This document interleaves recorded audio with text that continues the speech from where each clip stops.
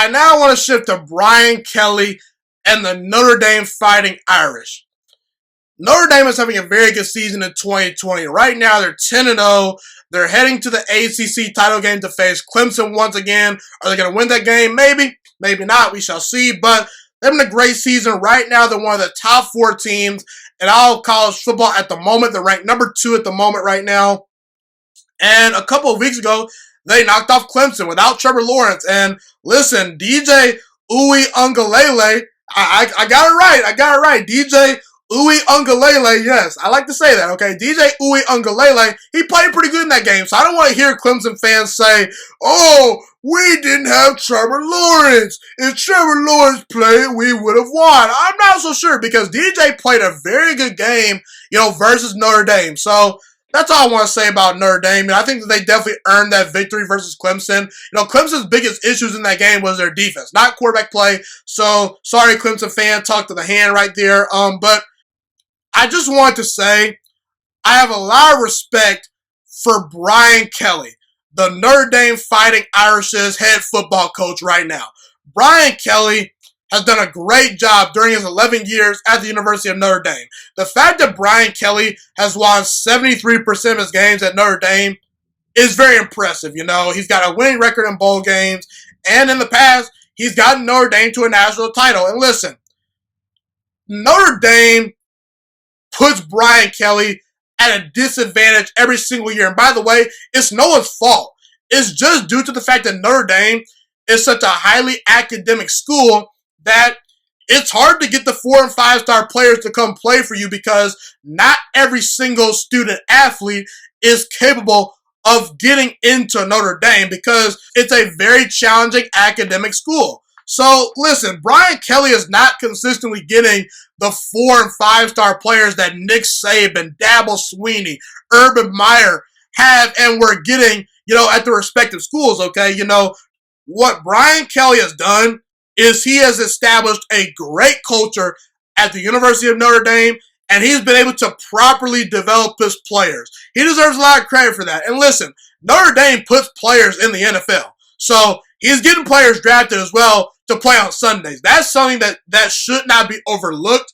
And I also admire the fact that Notre Dame is not afraid to schedule tough opponents. They'll play a Florida State, back when Florida State was actually good, okay? They'll play a Clemson. They'll play a, University of Southern California. They'll play some good teams. Now, obviously, Notre Dame sort of has been at an advantage because they're a team that doesn't belong to a conference. They're obviously joining the ACC this year, but the bottom line is if you want to schedule tough opponents, you can schedule tough opponents. There are teams that want to play Nick Saban. Nick Saban dodges them. So I got to respect Brian Kelly in that regard. The guy does not get enough credit for how much success he has sustained at Notre Dame, okay? When it comes to Brian Kelly, he's going to properly develop his players. He's going to put players in the NFL. He's going to win you anywhere from 9 to 11 games during most good seasons. And for what it's worth, 11 years into his coaching career at Notre Dame, he's only had one season in which he's been below 500 as a head coach. Now, is Notre Dame going to win a national title this year? Probably not, because they just don't have the 4- and 5-star players that Ohio State and Alabama has. They'll eventually probably run out of gas, but that's not going to take away anything from Brian Kelly, in my opinion. I think Brian Kelly is an excellent head coach. He definitely deserves your respect. And, yeah, I think Brian Kelly does not get enough credit for the culture that he's established at Notre Dame. And Brian Kelly does not get enough credit for the sustained success that he's had as the head football coach at the University of Notre Dame. He's done a good job, no doubt about it. Thank you so much for watching this video today. Please also note that the Juice Alert Sports Podcast is not just a YouTube channel. It is available on all podcasting platforms, including Spotify, Google Podcasts, iTunes, and Apple Podcasts. Also, if you enjoyed this video, be sure to like, comment, subscribe, and share this content with all your friends. This podcast is my favorite thing in the entire world right now. It is my passion. And I want more people to listen to this podcast. I really want this podcast to grow.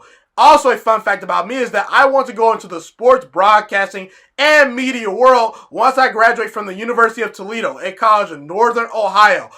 I am looking to become one of the next great sports broadcasters and analysts out in the world. and I potentially would like to start my own network if this podcast really truly grows. Or if I fall short of that goal, I would love to work for a big-time network like ESPN or Fox Sports 1. I am open to all networks. So if you believe in my dreams and you see or hear my passion through the screen, be sure to tell all your friends about the Juice Alert Sports Podcast. Stay motivated, you guys. Have a God bless day, and I'm out.